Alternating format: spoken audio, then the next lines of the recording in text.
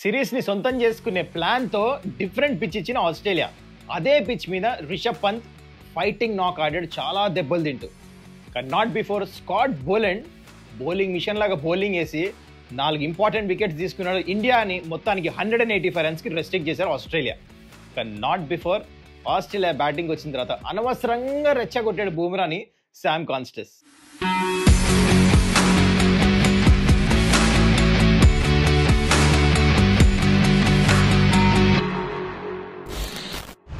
Namaskaram, welcome to Suman's Dugout. Gentle reminder, don't forget to subscribe. If you're enjoying my content, మీకు regular updates రావాలి కదా, so please subscribe. Match గురించి మాట్లాడుకుందాము. First day's play చాలా exciting అయింది. అయితే starting of the match big surprise ఏంటంటే pitch చాలా డిఫరెంట్ ఉంది. సిడ్నీ పిచ్ లాగా లేదు ఇది. వెరీ బౌన్సీ సీమ్ మూమెంట్ అంతా. మ్యాచ్ కంటే ముందు టాస్ అప్పుడే తెలిసిపోయింది. ఓవర్కాస్ట్ కండిషన్స్, 7mm గ్రాస్ ఇచ్చారు. ఎందుకు? ఈ మ్యాచ్లో రిజల్ట్ రావాలని. ఆస్ట్రేలియా ఈ మ్యాచ్ గెలుస్తాం చాలా ఇంపార్టెంట్ అలాంగ్ విత్ ఇండియా. ఎట్లా? ఎందుకంటే WTC ఫైనల్ క్వాలిఫికేషన్కి ఈ మ్యాచ్ చాలా ఇంపార్టెంట్ గెలుస్తానికి. అందుకని ఇలాంటి పిచ్ ఇచ్చారు వాళ్ళు.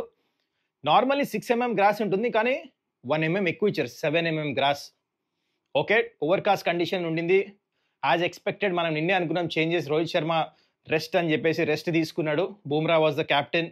సో గిల్ వచ్చాడు లోపలికి, ప్లస్ ప్రసిద్ధ్ కృష్ణ కూడా వచ్చాడు. సో 2 చేంజ్లు, ఎందుకంటే ఆకాశ్దీప్కి ఇంజురీ. ఇంకోవైపు అనుకున్నట్టే మనం ఆస్ట్రేలియా కూడా వెబ్స్టర్ వచ్చాడు in place of Marsh. So toss అప్పుడు ఇండియా గెలిచారు, బ్యాటింగ్ ఎంచుకున్నారు. ఓవర్కాస్ట్ కండిషన్ గ్రాస్ ఉన్న తర్వాత కూడా చాలామంది క్వశ్చన్ మార్క్ చేయొచ్చు, ఓవర్కాస్ట్ కండిషన్స్ కదా ఎందుకు ఫీల్డింగ్ తీసుకోలేదని. నో, బూమ్రా రైట్ డిసిషన్ తీసుకున్నాడు. దానికి కారణం ఏంటంటే ఈ పిచ్ మీద ఎక్కువ గ్రాస్ ఉండటం వల్ల స్టార్టింగ్లో ఏదైతే బాల్ మార్క్స్ పడతాయో, మాయిశ్చర్ ఉంది వికెట్లో, అప్పుడు పడుతున్నప్పుడు బ్యాటింగ్ ఈజీగా కొంచెం స్లో ఉంటుంది, అడ్జస్ట్ అవ్వడం టైం ఉంటుంది. కానీ ముందు మ్యాచ్లో ఆ డెంట్స్ మీద బాల్ పడినప్పుడు అన్ఈవెన్ బౌన్స్ క్విక్ అవుతుంది, ఇంకా pitch fast. Plus last inning batting చేసే వాళ్ళకి చాలా కష్టం అవుతుంది పిచ్ మీద బ్యాటింగ్ చేస్తాం. అవన్నీ దృష్టిలో పెట్టుకొని ఫస్ట్ బ్యాటింగ్ చేసాడు Bumrah. That was a right decision. Okay, India బ్యాటింగ్కి దిగారు. ఓపెనర్స్ వచ్చారు. ఈసారి ఓపెనర్స్ ఎక్కువ కాంట్రిబ్యూట్ చేయలే. అంటే మిచెల్ స్టార్క్ మంచి బాల్ వేసాడు, KL రాహుల్ ఫ్లిక్ కొట్టాడు, బ్యాట్ లెగ్ స్క్వేర్ లెగ్ చేతిలోకి వెళ్ళిపోయింది. యశస్వి జైస్వాల్కి బౌలింగ్లో చాలా మంచి బాల్ పడింది, మిడ్ లైన్ లెగ్ నుంచి out swinger, nothing, we can't do anything. దాని తర్వాత విరాట్ కోహ్లీ క్రీస్కి వచ్చాడు.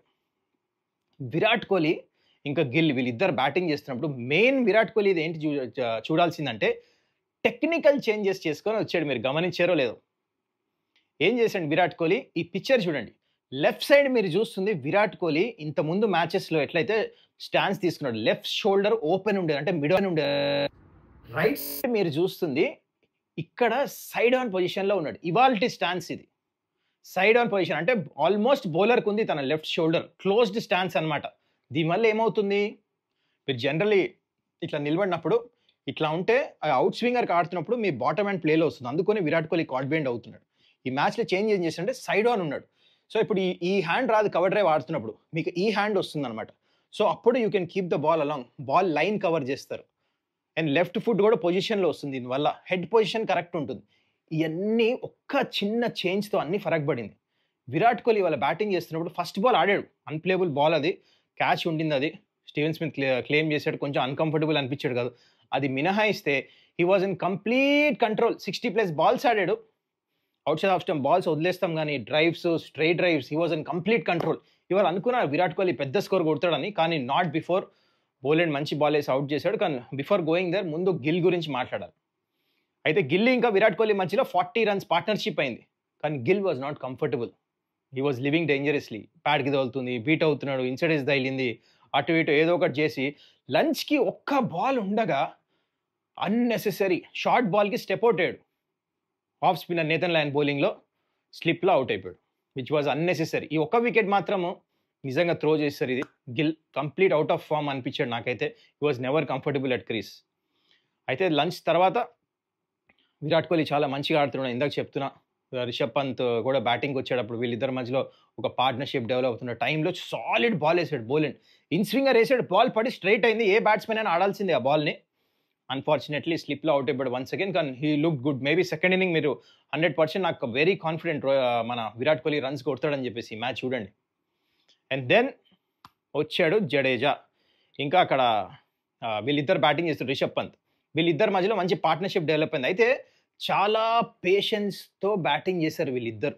నిజంగానే హ్యాట్స్ ఆఫ్. ఎందుకంటే పిచ్ చాలా కష్టంగా ఉండింది. పిచ్‌లో మాయిశ్చర్ ఉన్నప్పుడు బాల్ పడి బాగా మూవ్ అయింది మార్నింగ్ సెషన్. డెంట్స్ పడినాయి. సో, ఆఫ్టర్‌నూన్ లంచ్ తర్వాత అదే డెంట్స్ హార్డ్ అయిపోయింది సర్ఫేస్. అంటే గుంటలు పడినాయి చిన్నయి. దాని మీద బాల్ పడి బౌన్స్ అవుతుంది అన్‌ఈవెన్, కట్ అవుతుంది. నలుగురు ఫాస్ట్ బౌలర్స్ ఏస్తున్నారక్కడ. వెబ్‌స్టర్ గూడా ఉన్నాడు. సో, వాళ్ళకి ఇంపార్టెంట్ బౌలర్స్‌కి రెస్ట్ కూడా దొరుకుతుంది. యాక్యురేట్ ఏస్తున్నారు బాల్స్. చాలా దెబ్బలు తిన్నాడు రిషబ్ పంత్. నిజంగా చెప్పాలంటే ఇక్కడ చేతి మీద తగిలింది, హెల్మెట్‌కి తగిలింది, ఇన్నర్ థైకి తగిలింది. తగలని చోట లేదు. అన్ని బాల్స్ తగిలినాయి. నేను అదే ఫైట్ చేసాడు రిషబ్ పంత్. స్కూప్ షాట్లు, ఆ షాట్లు, ఈ షాట్లు ఏం ఆడలేదు. ఒక్కటే లాఫ్ట్ కొట్టాడు. అది కూడా బౌలర్‌ని పిక్ చేసాడు వెబ్‌స్టర్. ఎక్కువ పేస్ అయ్యాడు. గుడ్ లెంగ్త్ ఏస్తున్నాడు. స్టెప్ ఔటే ఒక 6 కొట్టాడు.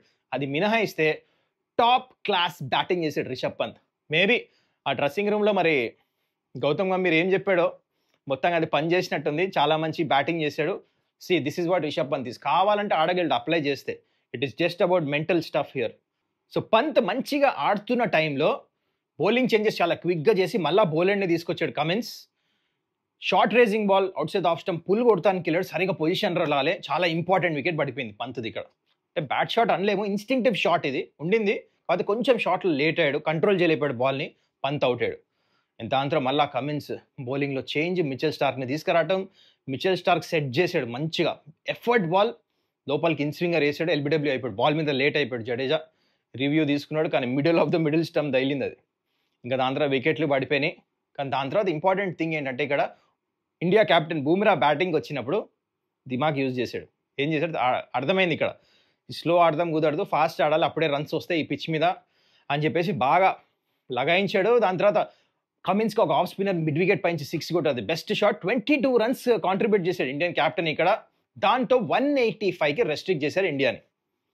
185 మైట్ బి ఒక 20-25 రన్స్ షార్ట్ ఉండొచ్చు. కానీ ఇట్స్ ఫైటింగ్ టోటల్ ఈ పిచ్ మీద. Definitely credit to the Australia bowler, specially Scott Boland. 4 వికెట్లు వన్స్ అగైన్. బౌలింగ్ మిషన్ లాగా బౌలింగ్ వేసాడు.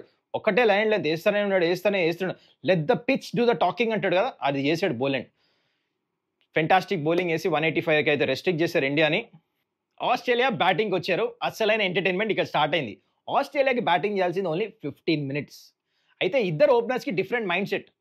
ఒకవైపు ఏమో శామ్ కాన్స్టెస్ట్ సెపోర్ట్ అయి ఫస్ట్ బాల్ బూమ్రాని బౌండరీ కొట్టాడు.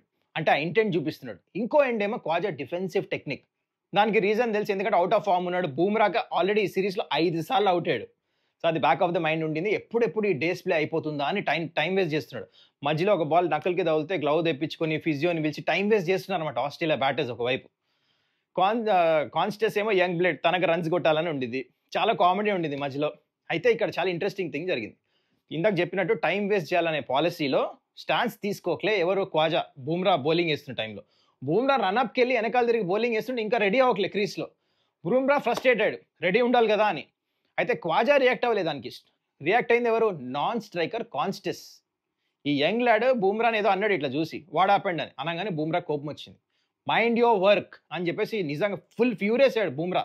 అనవసరంగా అప్పుడు దాకా ప్రశాంతంగా ఉన్న బూమ్రాని నిద్ర లేపాడు. ఊరుకుంటాడు బూమ్రా. వచ్చి బాల్ వేసాడు, డైలీని కేఎల్ రాహుల్ స్లిప్లో క్యాచ్ తీసుకున్నాడు, క్వాజా గాన్. కానీ ఈ రియాక్షన్ మాత్రం అల్టిమేట్ ఉండింది ఇది. ఎందుకంటే బ్యాట్స్మెన్ లేమనలే, తిరిగి నాన్ స్ట్రైకర్ వైపు నడుచుకొని వచ్చి ఇట్లా చూశాడు అంతే. అబ్బా లుక్ కదా క్రేజీ ఉండింది. కాన్స్టెస్ నిజంగానే ఇట్లా అయిపోయాడు ఆ లుక్తో. ఇంకేం లేదు, నడుచుకొని వెళ్ళిపోయాడు అక్కడ నుంచి. End of days play important Khawaja wicket దొరికింది. 6th టైం అవుట్ చేశాడు. క్యాన్ యూ బిలీవ్ ఇట్ ఈ సిరీస్లో క్వాజాని Bumrah. That's Bumrah for you. So దాంతో ఎండ్ ఆఫ్ డేస్ ప్లే అయిపోయింది. ఇండియా 185కి రెస్ట్రిక్ట్ అయ్యారు. కానీ ఇంపార్టెంట్లీ ఆస్ట్రేలియా వికెట్ తీసుకున్నారు ఆడిన 15 మినిట్స్ ప్లేలో. అయితే what's in store for tomorrow? Big day ఇది. ఈ టెస్ట్ మ్యాచ్ ఎటువైపు పోతుందో రేపు ఫస్ట్ సెషన్లోనే మనకు తెలిసిపోతుంది. ఇండియా గేమ్ ప్లాన్ ఏముండాలి. ఫస్ట్ ఆఫ్ ఆల్ మనకు తెలుసుకోండి ఏంటంటే, 3 డేంజర్ బ్యాట్స్మెన్స్ ఉన్నారు ఆస్ట్రేలియా ప్లేయింగ్ 11లో. ఈ కండిషన్స్, ఈ పిచ్లో ఇక్కడ డిఫెన్స్ ఆడే బ్యాట్స్మెన్స్కి ఎక్కువ ఫియర్ అయ్యే అవసరం లేదు. ఎందుకంటే బాల్ ఏదో ఒకటి మూవ్ అవుతుంది, వాళ్ళ వికెట్ పడే ఎక్కువ అవకాశం ఉంది. కానీ ఈ మ్యాచ్ని చేంజ్ చేసే వాళ్ళు ఎవరంటే ఫాస్ట్ ఆడే batters. Number 1 youngster Sam Konstas. Already glimpses చూపించాడు ఈ 15 మినిట్స్ ప్లేలో ఎట్లా షాట్లు ఆడాడు. నెంబర్ 2 ట్రావిస్ హెడ్, అద్భుతమైన ఫామ్లో ఉన్నాడు. అండ్ నెంబర్ 3 ఎలెక్స్ క్యారీ, ఈ left hander wicket keeper batsmen. వీళ్ళకి ముగ్గురికి ఫాస్ట్ ఆడే సత్తా ఉంది. వీళ్ళ ముగ్గురికి ఇండియా గేమ్ ప్లాన్ పర్ఫెక్ట్గా ఉండాలి. అన్ఫార్చునేట్లీ బూమ్రా ఎక్కువ ఓవర్లు వేయాల్సి వస్తుంది. ఎందుకంటే ప్రసిద్ధ్ కృష్ణ ఇంతవరకు మ్యాచ్ ప్రాక్టీస్ లేదు. 4 మ్యాచ్లు ఆడలే. 5th మ్యాచ్ డైరెక్ట్లీ ఆడుతున్నాడు, మధ్యలో కూర్చొని ఉన్నాడు, మ్యాచ్ ప్రాక్టీసే లేదు తనకి. సో మరి ఎట్లా వేస్తాడో చూడాలి. తన మీద ఎక్కువ చాలా ఫోకస్ ఉంటుంది, చాలా ఓవర్ బర్డెన్ ఉంటుంది. కాకపోతే ప్లస్ క్యాప్టెన్సీ కూడా చేయాల్సి వస్తుంది బూమ్రా. అందుకనే this is going to be very crucial. Let's see how it goes. వీళ్ళ ముగ్గురికి గేమ్ ప్లాన్ సరిగ్గా ఉండాలి. అక్కడ ఇనీషియల్లీ కూడా లబుషేన్ని త్వరగా అవుట్ చేయాల్సి వస్తుంది. ఎందుకంటే లబుషేన్ ఎక్కువసేపు ఆడేసి బాల్స్ వేస్ట్ చేస్తే బాల్ పాతగా అయిపోతుంది. అప్పుడు ట్రావిస్ హెడ్ బ్యాటింగ్ వచ్చాడంటే మళ్ళీ రన్స్ తగులుతాయి. సో ఇనీషియల్లీ త్వరగా వికెట్స్ తీసి వీళ్ళని త్వరగా బ్యాటింగ్ తీసుకోవాలి. ట్రావిస్ హెడ్ని, ఈ లెఫ్ట్ హ్యాండర్ని, వీళ్ళందరినీ, వికెట్ కీపర్, బ్యాట్స్మెన్ వీళ్ళందరినీ త్వరగా తీసుకొస్తే అప్పుడు అలెక్స్ క్యారీ వీళ్ళందరిని అవుట్ చేస్తే అప్పుడు మనకు ఛాన్స్ ఉంటుంది ఈ మ్యాచ్ గెలుస్తానికి. ఎనీవేర్ బిట్వీన్ 150 to 200 లోపల రెస్ట్రిక్ట్ చేయాలి ఆస్ట్రేలియాకి, లేకపోతే ఈ మ్యాచ్ వెళ్ళిపోతుంది. చాలా కష్టం తర్వాత కంబ్యాక్ చేస్తాము. Very very crucial day tomorrow. మరి మీరేమంటారు చెప్పండి? What's your game plan? సరే అన్నీ వదిలేద్దాము, ఎక్కువ గేమ్ ప్లాన్స్ వద్దు. కానీ మనం చాలాసార్లు ట్రావిస్ హెడ్ గురించి మాట్లాడాం. ఈసారి శామ్ కాన్స్టెస్ని రేపు రాగానే ఇండియా మార్నింగ్ సెషన్లో ఎట్లా అవుట్ చేయాలి చెప్పండి. ఆల్రెడీ వెనకాల 2 ఫీల్డర్లు పెట్టాడు. ఆ గేమ్ ప్లాన్ కాదు, వేరేలాగా ఏమైనా డిఫరెంట్ గేమ్ ప్లాన్స్ ఉంటే చెప్పండి. శామ్ కాన్స్టెస్ని ఇండియా ఎట్లా అవుట్ చేయొచ్చు రేపు? Let me know, comment below. సియా.